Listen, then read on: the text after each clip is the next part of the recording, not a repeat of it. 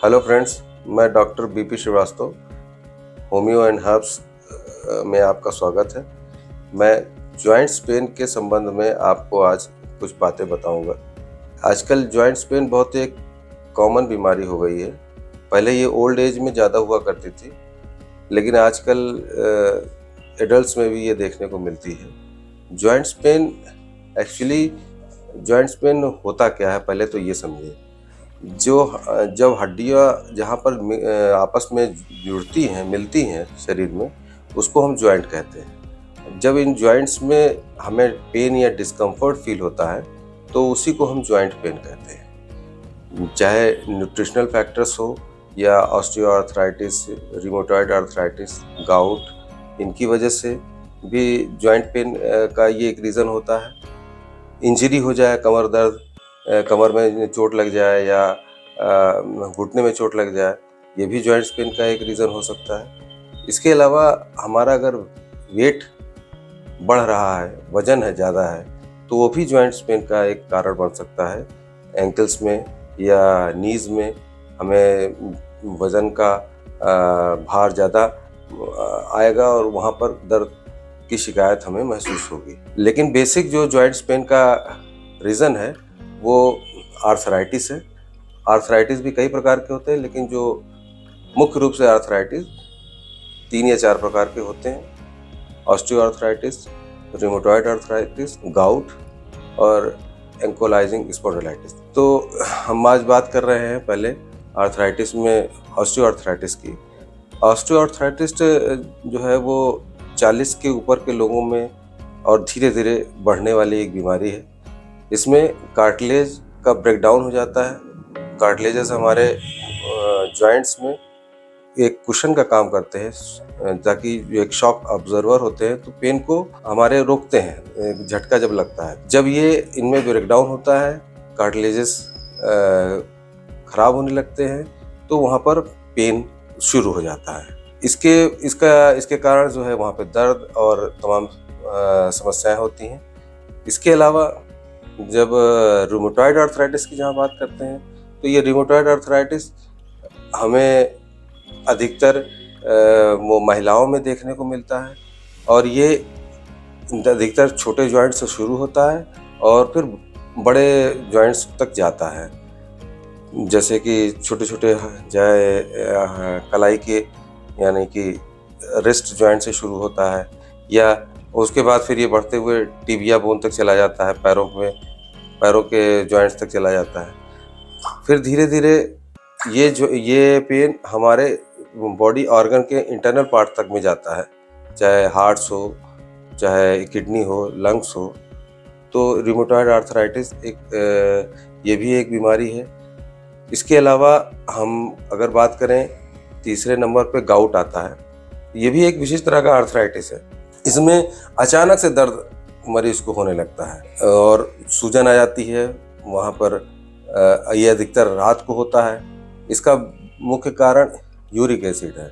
जब हमारे शरीर में ब्लड में यूरिक एसिड की मात्रा बढ़ जाती है, एक्चुअली प्यूरिन जब टूटता है तभी यूरिक एसिड बनता है, और किडनी का काम होता है यूरिक एसिड को मूत्र के रास्ते बाहर निकाल देना।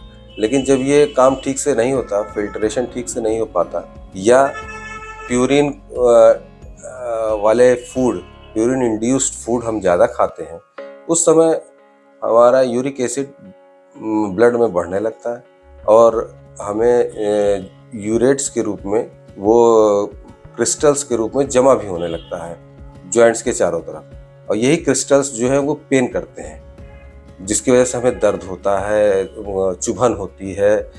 तो ये जो कारण जो गाउट का है वो है यूरिक एसिड। इसको हमें इसको मेंटेन करना पड़ेगा। अब इसको इन तीनों प्रकार के अलावा जो हम जानते हैं वो ये कि जॉइंट्स पेन में हमको इंजरीज़ वगैरह से भी अपने आप को बचाना पड़ेगा। इंजरीज़ भी एक प्राइम फैक्टर है जिसकी वजह से जॉइंट्स में पेन होता है। अब बात करें हम जॉइंट्स पेन में क्या हमें खाना चाहिए और क्या नहीं खाना चाहिए।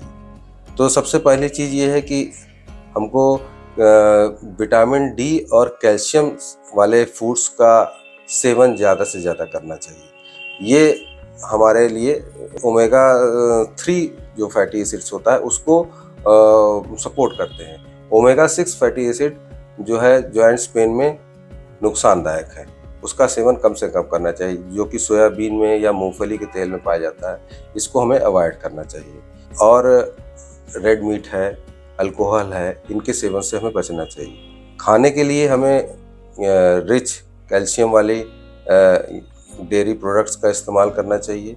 उसके अलावा हम जो है ग्रीन लीफी वेजिटेबल्स का इस्तेमाल कर सकते हैं, खा सकते हैं। ज़्यादा से ज़्यादा खाएं उसको।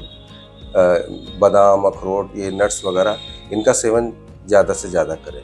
ये इन सब चीज़ों से हम अपने आप को भोजन के ज़रिए भी इस बीमारी से कुछ हद तक अपने आप को बचा सकते हैं। अब हम आते हैं होम्योपैथिक मेडिसिन के बारे में। होम्योपैथिक मेडिसिन में पहली मेडिसिन हमारी है ब्रानिया। ये ब्रानिया 200 अगर हम दिन में 2 बार 4-4 गोली या 2-2 बूंद करके अगर हम मरीज को देते हैं तो ये इसका रिस्पांस अच्छा आता है। लेकिन होना ये चाहिए कि अगर उस जगह पर दर्द हो, सूजन हो और वो जॉइंट्स में वहाँ पर वो छूने से गर्म महसूस हो रहा है, और ख़ास बात ये है कि अगर वो चलने फिरने से उसको तकलीफ़ हो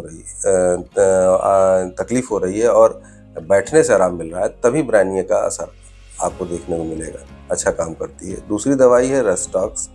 रस्टॉक्स 200 की पोटेंसी में अगर इसको दिन में 2 बार लिया जाए, उस केस में जबकि हमको चलने फिरने से थोड़ा आराम महसूस होता है। सुबेरे उठने पे स्टिफनेस रहती है, लेकिन जब थोड़ी देर बाद आदमी चल फिर लेता है तो उसे आराम महसूस होता है।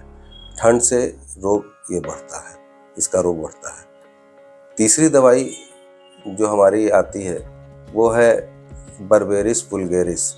ये मदर टिंचर में आती है और ख़ास करके हील पेन में इसका असर अच्छा होता है। अगर एड़ियों में दर्द हो रहा है, अधिकतर आजकल के ज़माने में बड़ी कॉमन प्रॉब्लम हो गई है एड़ियों में दर्द, तो उसमें ये अगर 10-10 बूंद करके दिन में 3 बार पानी के साथ लिया जाए तो हील पेन में ये काफ़ी अच्छा काम करती है। उसके अलावा स्टेलरा मीडिया करके आती है मदर टिंचर, ये भी 10-10 बूंद पानी के साथ अगर ली जाए तो अगर आपके शिफ्टिंग पेन हो रहा है, कभी दर्द यहाँ हो रहा है, कभी इधर हो रहा है, तो उसमें उस केस में ये अच्छा काम करती है। इसको भी 10-10 बूंद पानी के साथ दिन में 3 बार पिया जा सकता है। एक कॉमन दवाई है मैग्नीशिया फास 6x में बायोकेमिक की आती है। अगर दर्द में किसी तरह से सेकाई करने से हमको आराम मिलता है, कहीं के भी दर्द में हो, कैसा भी दर्द हो, अगर को गर्म सेक से अगर उसको आराम मिल रहा है तो वो मैग्नीशिया फास वहाँ पे बहुत अच्छा काम करती है। बहुत बढ़िया वर्क है इसका, देखने को मिलता है। इसके अलावा हमारे पास 2 कॉम्बिनेशन की दवाइयाँ हैं जिनका हम लोगों ने इस्तेमाल किया है और उनका बड़ा अच्छा रिजल्ट क्लिनिक पर हम लोगों को देखने को मिला है, जिसमें र्यूमाएड आती है और र्यूमा क्योर सिरप आता है। र्यूमाएड टैबलेट वैक्सन की आती है, इसको 2-2 गोली करके दिन में 3 बार लिया जाए तो वो अच्छा काम करती है। अगर जॉइंट्स में जहाँ दर्द है, खिंचाव है या वहाँ पर सूजन आ गई है, तो वहाँ पर अगर इन दोनों दवाइयों को, सिरप को भी अगर सिरप के साथ अगर इसका इस्तेमाल किया जाए तो वो बहुत अच्छे रिजल्ट्स हम लोगों ने क्लिनिक पर देखे हैं इसके।